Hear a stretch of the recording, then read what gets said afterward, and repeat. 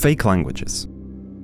Sometimes they're decorative, nonsense filler that adds texture to a game's world.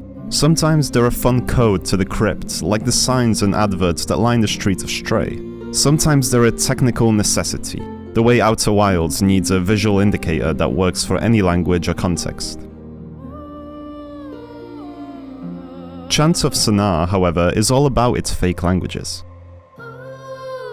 You play as a stranger who finds themselves amongst neighboring civilizations, and your task is to unite them by learning their languages and helping them communicate and coexist. It's a puzzle game centered around decoding words from contextual cues, and using that knowledge to progress. Here's an early example. We find a door and a lever nearby that opens and closes it. Above we see this sign. This diagram likely explains the function of the lever, and this word is the same for both phrases, so we can safely assume that it means door. Turning the lever up opens the door, so we can gather that this means open, and this must mean close. Also, both open and close are underlined, so that could mean that this is a common feature of verbs. Later on, we can use these words to learn that the guards are preventing people from entering the tower. It's a tightly designed little experience. A simple setting with 4 archetypal civilizations. The devotees with their modest religious homes and crude pictorial language. The warriors in tall siege towers covered with militaristic runes. The bards who live in hedonism and write with a fluid pen. And the alchemists in the middle of an industrial revolution that use a geometric language reminiscent of astronomy. It's very surface level, their names tell you pretty much everything, and the narrative never really explores these people beyond that. But the thing is, the language does. The deeper storytelling of Sennaar is done exclusively through the way language implies culture, and I want to tell you about the ones I found the most interesting.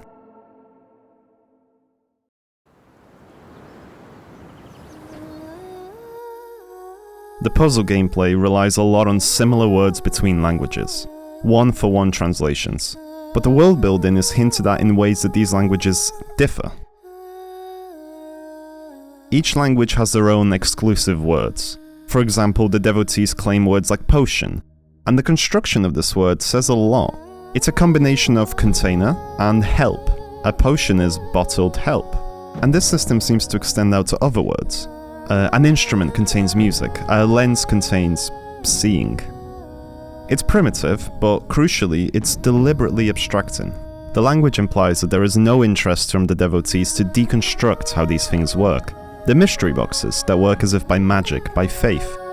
And that feels apt for a society of fundamentalist zealots. Speaking of questions, we don't hear a single question being asked until we reach the bards, because that is the first case of a language with a question mark. The bards are depicted as living lazily in a life of luxury, but their language hints that there is more to them. They dedicate an entire mark to questions, to asking questions, to digging in and inquiring and wondering. It's the first case we see of a society interrogating the world they exist in, of dreaming, and it's all shown through their language. A similar thing happens when we first meet the alchemists and encounter numbers for the first time. It would have been easy to throw in some math puzzles and say alchemists have numbers because they're smart, but the game goes deeper than that. They use maths in every part of their lives, from floor maps to balancing things like weight and proportion to time. Time! Their consciousness of time tells us so much. They have schedules, they're organized, they're working at a scale. If the bards are asking questions of the world through philosophy and art, alchemists are doing so by measurement, and we never need to be told any of this. Here's another.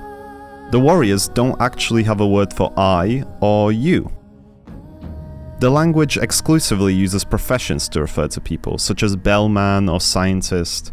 A warrior would never say I like music, they would say warriors like music. Their culture is so incredibly collectivist, you never have a personal conversation with anyone in the warriors' territory. They always speak on behalf of their nation. A language like that makes it impossible to talk about a single insignificant foot soldier, but if you talk about the bellman, everyone knows who you mean because there is only one. This can mean that being distinguished in your profession literally affords you individuality through language. whereas those low in the hierarchy are stripped of it and part of the collective. Or another reading, what if it's the opposite? The warriors make fun of the bellman for the drinking, and they can only do this because their language is built to single him out. He's outside of the collective. These differences in language are used to tell us stories through puzzles as well. When we first reach the second civilization, we don't yet know that these languages aren't all exactly the same, and the game lets us believe that by throwing a few direct translations at us. If this is death in devotee, then it's like this in warrior. If this is warrior, then this is warrior. If this is devotee, then this must be devotee. Simple.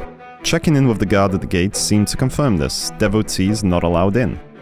Except there's something weird going on. They call us devotees despite looking nothing alike. There's a statue inside that mentions the devotees, but surely it must have been built before they ever met. And this mural depicts them with tails. Then it hits you. The symbol doesn't mean devotees. It means impure. And this happens twice. When we first meet the bards, they make fun of us and call us this word, which the game confirms to mean idiot. You get called that a lot. Idiot came from the warriors. Idiot isn't beautiful. Idiot carries tools. Crush the idiot. Wait a minute, isn't that the mask that these people wear? The ones who pour the wine, the ones who work the workshop and machinery? It quickly becomes clear that idiot has a double meaning, and it's synonymous with slave. We don't just learn about these societies by the words they use, we learn about them by how they use them. One last thing. Near the end of the game, when we master these languages, we can finally interpret for these people and help them come together. And I use the word interpret instead of translate very deliberately, because with cultures so alien to each other, we need to abstract concepts between these people. And in the abstractions, we are hinted at how they could, or could not, coexist in the future. Here's a nice one. The devotees' crops are dying, and the alchemists suggest they can synthesize a formula to help. But the devotees, who we establish as people who keep their heads down, don't know what a scientific formula is. The right answer here is the substitute formula for potion. This is likely the devotees' first interaction with the scientific process, and you can imagine how a society based around advancement above all will benefit from collaborating with a moral one that can tell when they shouldn't. Here's a not so nice one. The scientists, in their hubris, created a monster that they need the warriors to help exterminate. But the warriors don't have a word for monster, and the game's solution to this is to chuck in the old reliable, impure. Impure, as we learned, is an incredibly loaded word in warrior society, and instead of reducing its usage and making the warriors more tolerant, we are reinforcing that us versus them mentality. And you can imagine how such a small choice of words at such a crucial moment for these societies could have a very dark rippling effect on the future. Finally, there's one more word that appears in each language. It adorns the red banners of the warriors and the blackboards of the alchemists. It appears in the oldest devotee murals and in every song of the bards. It has many meanings, sometimes God, sometimes duty, sometimes beauty, and sometimes transformation. But it's clear that there's an etymology here, a common ancestor that these four words were born from, and we can safely guess that it's meaning.